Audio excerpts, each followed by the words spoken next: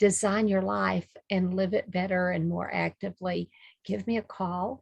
And I want to introduce Roland. Roland has a new book out, but first of all, he's an advertising guy, and you see all his little advertising things in the background. He's going to tell us a little bit about that, but he has a new book that just was released. So we want to give him time to talk about that, and we'll ask him a few questions here and there. And if you want to ask any more questions that we didn't cover, be sure to put it down in the chat. So Roland, welcome to the Thoughtful Thursdays. Tell us all about who you are and what you do. Okay, well, thank you so much for having me. Yeah, so I live in down in San Antonio, Texas area, and I've run an advertising agency for the last 36 years. Me and my wife started it back when we first, in fact, it started the day my son came home from the hospital, our first baby. And my wife walked in with the baby and she said, "What do you have a desk for in the kitchen?" I said, "We're starting a company." And she goes, "Wow, okay, let's do it." And so that's what we did. And then, but everything a year ago kind of changed for me. My granddaughter, who I have two granddaughters and two grandsons, but my granddaughter, who I just can't get enough of, she reminds me a ton of my mom. She's one of those little girls that if you say no, she'll do it until you say yes. She never takes no for an answer. She's always, if you say no, she'll just come right back, and she's always happy. And my daughter said to her, he says, "You're my little princess." And she turned around, put her hands on her hips and said, "I'm not a princess, I'm a superhero," and walked off. And for some reason, right in that moment, it's like all my life came together, and I sat down and wrote the book. And it's all about empowering little girls from about age 3 to 7, 8 years old. And I've got 9 books finished. And my first one just went to the printer yesterday, which is the superhero book. And I just see her as such a amazing little girl. And the reason I wrote it for them is when I was during the pandemic, we did every week for a year, we did a thing called Quick Win Wednesday, where we'd bring all our clients in and we would talk to them on Zoom about their company, what they can do about marketing, how they can grow their business during the pandemic. And I was really shocked to see how many people that were even been in business. One client that we've worked with had been in business for 50 years, and he was scared. And he had 500 employees. He was doing, hundreds of millions of dollars, and he was scared about the pandemic and what it was going to do to his business. And as I talked to him, I found that a lot of things were given to him as a child, and he just kind of mapped them on, and he was going back to that, which kind of sounds weird, but he was letting that influence him. So I thought, well, if we could start with the kids and let them have a superpower that they could take into their life later, then when things started getting hard, they can always pull from that. So that's wonderful. That's exciting. Yeah. And so needed with our world and the situation it is. Right. And because that's one of the things for me. I do mindset, and so many of the things that I deal with clients is stuff from when they were kids, yes, and including myself. Yes. Stuff comes up. It's like, where did that come from? Oh, brother. Yeah. And that's where it came from. I remember my dad, he was a contractor, and he carried his pocket was full of paper all the time. And he'd write on almost the edge of the paper a 2x4. And I said, "Dad, I have a printing company. I have an advertising agency. I got tons of paper. Let me give you some." "Oh no, we could only have one sheet when we were a kid because it was during the Depression. So I'm not wasting any paper." I said, and he's a grown man. He's like, at that time, he was like 69 or so. And he would not take, I said, I got paper, Dad." No, I'm not wasting paper. So he's taken that from his childhood when he was in kindergarten, clear through his whole life when he was an adult. So it was just amazing. Yeah. My parents grew up in the Depression, or were, young, very young adults, whatever, and teens. And my mom's one of her favorite sayings is, "Willful waste makes woeful want." And and that's something that, I still fight that. And there's some truth to it. You don't want to be wasteful, but our waste is God's abundance. Right. Yeah. But I have to admit, there have been a couple of instances just in this past week of, it's like, oh, for heaven's sakes, Barbara, Get rid of this. Throw it out. But my mom and dad came from the same era. You didn't throw things out because you might be able to use part of it next week or next year or 10 years from now. Right. Well, Yeah. and I think in some instances, there's some of that that's good, especially because we have a homestead here and we have chickens and wild critters and stuff. But, you know, there are times that it was like, oh, we have such and such, and, you know, that we can repurpose so many ways. But also, you don't want it all piled up where it's all junky and yucky. Right. Well, that was it. You're tripping over it. All right. You don't I have want got to to be a get hoarder. Yes. Well, and the interesting thing, I think the reason I really focused on when my daughter said that, my granddaughter said about being a superhero and not a princess, I grew up very dyslexic. I had several learning disabilities when I was growing up, and in the 70s, they didn't understand it. So I was put in the trailer with the kids that didn't behave, or the kids that they didn't know what to do with. They said that I was slow. I actually had a man from the government came to our house and was going to take me away to learn how to sharpen lawnmower blades, so that at a boarding school, so that I could actually be able to support a family someday. That's how worried they were about me. I had to wear a patch on my eyes with the other one during school, all kinds of crazy things. But what I found is my mom, I had such a powerful mother that stood up for me all the time. She'd chase the guy off the porch. When I was failing in school in American history, I was failing in American history in junior high school. And so my mom went to school with me, sat down with the teacher and says, okay, how are we going to get Roland through this? And so the teacher said, well, you know, he's always doodling and stuff. Maybe he could do an art project of Indian sand painting. So I went home. My dad gave me a big piece of plywood, painted it black, and my mom gave me sand, and we researched it all out before the internet, of course. Painted this beautiful sand painting, and it called for eagle feathers. Well, there was no eagle feathers, and you can't really harvest eagle feathers. So we found a turkey farmer, got the turkey farmer's feathers, put them on there, took them to class. Everybody freaked out. I got an A, and it's so exciting. And then I just went in my head, for some reason, I went, art and success, that's my superpower. And then I found my favorite magazine was Mad Magazine. And my mom made sure I fed Mad magazines to me. I'd stay up until like 2 a.m. drawing. I didn't even realize what time it was. I'd run upstairs with my drawing to show my parents, and everybody's asleep. The whole house is asleep. And I'm going, what time? Oh, it's 1 a.m. So I just started doing that. And then I started replacing words with drawings, because in school and even in business now, you know, I still read on a very low level and I can't write hardly anything. So I just draw pictures. So like storyboards. And so when I speak in public, all my notes are storyboards and all my everything. So I just know how that superpowers got me through so many different things. It became my business. You know, I became a storyteller and an illustrator and advertising from that early point when I was 10 years old, finding that superpower. So. Wow, that is such a good amazing story. Yeah, on so many levels. My mom was a first grade teacher. And so she was dyslexic, said she never knew which baseball to catch when she was a teenager. But she would have the kids do, you know, their alphabet like with sand, you know, sand paint, so they could feel it, see it, and stuff like that. And then my middle son is an amazing artist, but he is not a great speller. Now in third grade, he could spell sesquicentennial and such as that. But those things, they were meaningless to him. So when he writes or wrote, it didn't matter to him about the little words, the big ones. And so I can kind of see that in him. And we even allowed him to have the wall of his room that he just drew, just pencil drawings all over the walls of his room. Wow. And we were impressed. Yeah. So, yeah. I think that's so important, because my daughter kind of, I have to really talk to her and say, you know, you've got to let Collins, because she's just a wild child. You got to let her go out and experience things. Don't worry if she's going to get hurt. I mean, you know, not bad or anything. Don't worry if she's going to fall or she does this or that. She's got to go out there and experience those things, because that's who she is. My other granddaughter is very conservative, very sweet, the complete opposite. Collins will come up and hit you in the stomach, and Puddles, I call her Puddles. It's Mugs and Puddles in my books.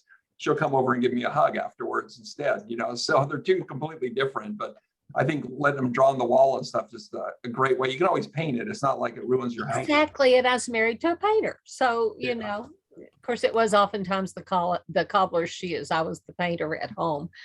So, but that's cool. I'm loving this story. I really am. So what you've got all these books to publish. What's next? Well, really, my goal is out of the books is I'd like to raise money. There's a group here, a nonprofit called Morgan's Wonderland.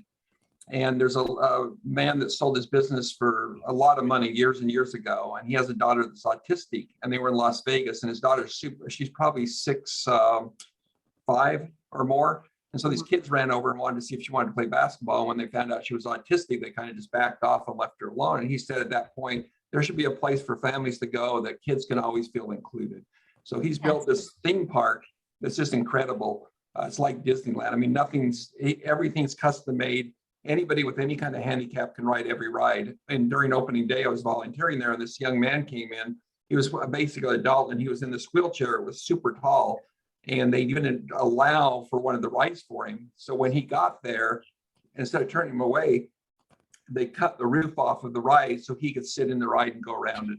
And then he modified the whole ride so that young man could go on that. And they just built a water park. It's got a train. I mean, it's like first class. And so I want a big part of the money. I want to go to that because I just feel like they do education, they have basketball leagues. It's not just a place to play, but what it is, his goal is he will never charge anybody that's handicapped or their families to go into the park ever, because he wants them to have a retreat, and he knows how costly it is to have a kid with a handicap.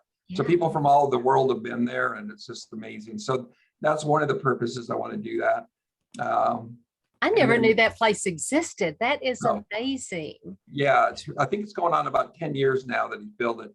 But they have fishing ponds so the kids can learn to fish. They release them back. And then they have one thing I really like is they have an area, it's a garden with these statues and stuff in it. But if someone a kid kind of loses it because there's too much going on, they can take him there, and it's very calming. They got special music. They got all kinds of things so that they can just sit and relax before they go back into it. So I just, I worked with adults for a long time. And when I started my journey of books, it was all going to be about writing for adults. But then I really realized that it starts when we're so young. And there's so many people that are like, I had one young lady that worked for me for years, and she'd come in every day late, every day. And I've said, you come in late, can't you get here on time? Oh, no, that's not me. We don't, our whole family, we never get anywhere on time. That's just who I am. And I'm going, it can't be who you are. You chose not to. Oh no. And then after a while, she started coming in, and she goes, wow, all I had to do was change a couple of things, and that's not who I am. I said, exactly. That's everything can change. It doesn't matter. I've had, I just had great people in my life that have shown me that. And it feels like everything's stacked on top of everything. And then when my granddaughter said that, it just broke loose. And I just sat down and started writing book after book after book. And that'll hopefully help each kid in different ways. And maybe it'll discover what their superpower is. And, they'll be the next Tony Robbins or whatever. Oh, Roland, that is such a wonderful story. I just heard a little piece of it the other day when I met you, and I'm excited to hear this. I'm excited for you. Yeah. So will it be available on Amazon or through your website? How do people get this book? Yeah, so they can pre-order right now through my website. It's just mugsandpuddles.com.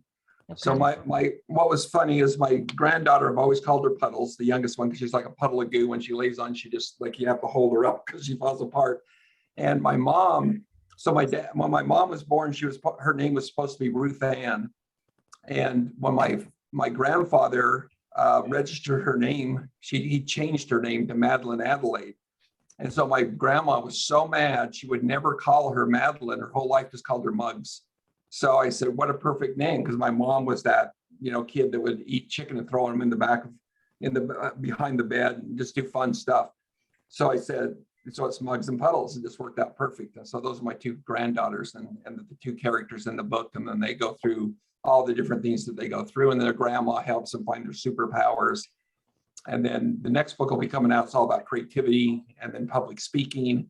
Just because what I noticed with my granddaughter, when she goes into I taught her a joke. she goes into a room, it doesn't matter how many adults are there, she'll say, I have a joke. And she's 4, or she just turned 5, sorry, she'd get mad at me. She said, I have a joke. And everybody turns around and they look around, and then they look down at this little tiny girl and they go, what? And she'll tell the joke, and everybody laughs and pats her on the head, and she feels like $1 million. So one of my books is all about kids' jokes that it's easy for them to tell, and gives them that confidence. And now she just has confidence around adults because she knows that they think that she's funny. So that's so there's all kinds of things, how to make decisions quicker. So I'm just thinking things that kids can really take on and do themselves. It's nothing they have to sit there and do with their parents if they don't want to, but they can just really start doing it and getting out there and trying things. So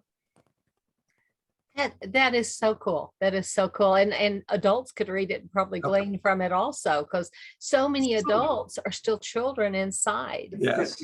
An inner child. So yeah. That's funny, because I was at my dentist the other day getting a crown, and he said, oh yeah, your books, and he pulled them up, and I partial flip books, and the whole staff came in there and they sat there and read them. They said, oh, he said, why do you stop there? And I said, well, you have to buy to get the rest. I can't give you the whole book. He goes, oh man, I want to read it. I'm going, you're like 70. Why do you want to read a kid's book? He said, it's just exciting. And I'm going to get it to my grandkids. And some of the kids' books. Yes. Well, and that's one of the things that my husband and I have done in ministry for over 50 years is digging into that child and helping them to come along and mature so that they can live in society and not have the little trip ups that sometimes people have when they have the injuries and the harm that was done. And personally, I think with everything going on in our world today, we're going to need these books more and more, because more and more people are coming to terms with the fact of their childhood. Yeah. Well, that's interesting, because I teach the 16, 17-year-olds at church in Sunday school. And it's amazing how much baggage some of the kids have. And there's like the football captain that nothing, I mean, he's just excited about everything. And then there's the little timid kid who won't say anything. It's all like a ecosystem in there. And a lot of it goes back to, if you look at their families, how they were raised, what they were taught, what they were told. In fact, my dad, when he grew up, his father died 2 months before he was born. And he was a young man, and he had an aneurysm that went off in his head. But his mom always told my dad his whole life that if he ran too fast, he would die like his dad. And she would just put so much baggage on him. So when he got older, he didn't know, he had so much, he didn't do a lot of stuff because his mom did it out of love, she thought, because she wanted to protect her sons. That's all she had, because this was in the 40s, late 40s. And it took a lot for him to get through a lot of that, because he was told as a young child all the time, you'll die like your dad. If you do that, you'll die like your dad. And until he could let go of that baggage, So. Wow. I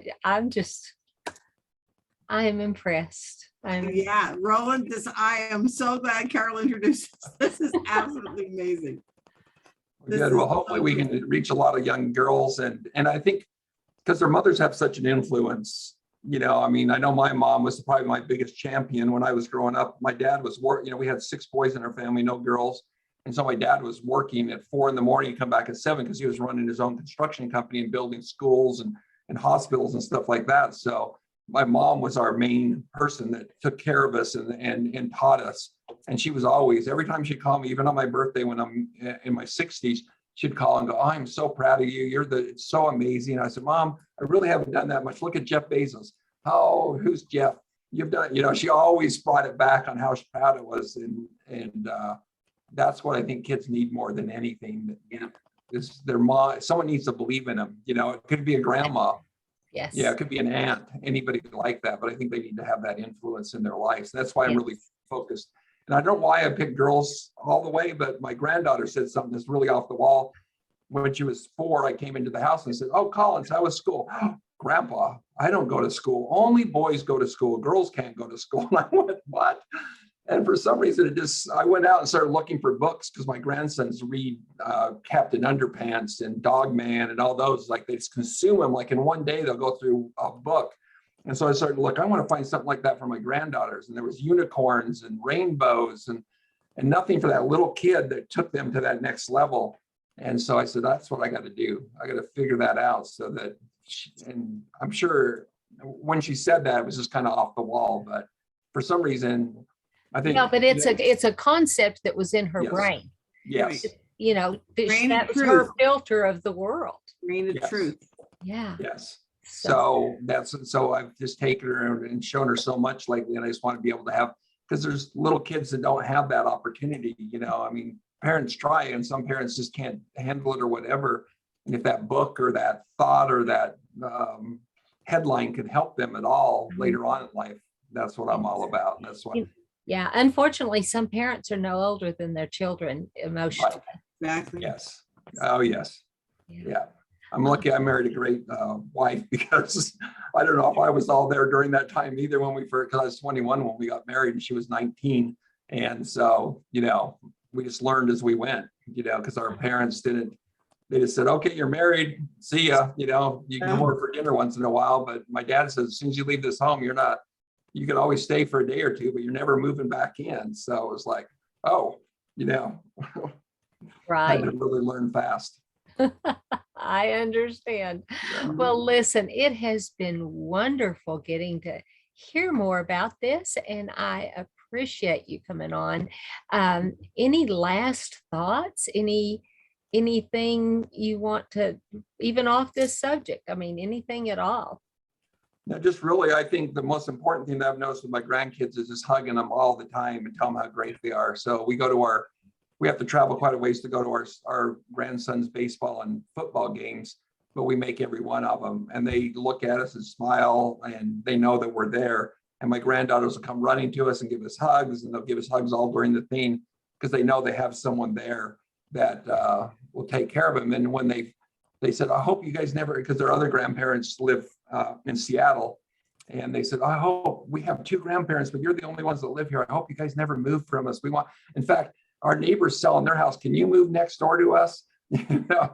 So I think they just know they have that love. And I just have a feeling, and I think that someday one of my grandkids is going to need something that their parents might not be able to give them, not money or anything, but just that support, because they're butting heads or they're in trouble. And I just have a strong feeling that I need to be there for them.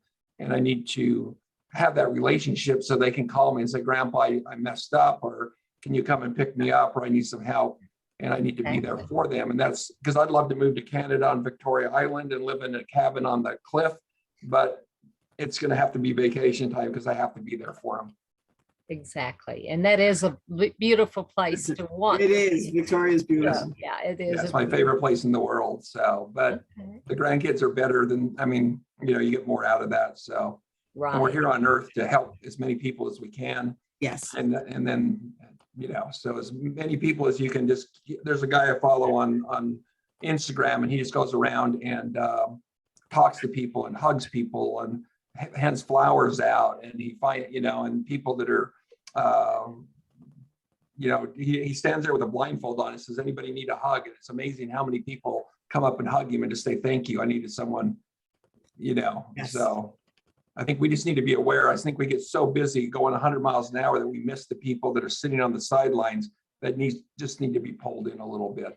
Well, and this last couple of years with people sequestered, it's even more so. And the drug use is up and the suicide rate is up because of the lack of touch. And even the children now they're starting to struggle in school because they don't know how to form words with their lips because they haven't seen it done. That's true. So we need to really, every one of us, buckle down, pray more, and reach out more to all these people. So I just want to thank you for coming on, and we will definitely talk to you more and stuff. And I can't wait to get a copy of your book. So thank you so much. It was nice meeting you guys and spending a little bit more time with you. So yes, we'll talk more here in a minute. When you're down in San Antonio, stop by and we'll go out to lunch or dinner or something. That would be fun. That would be fun.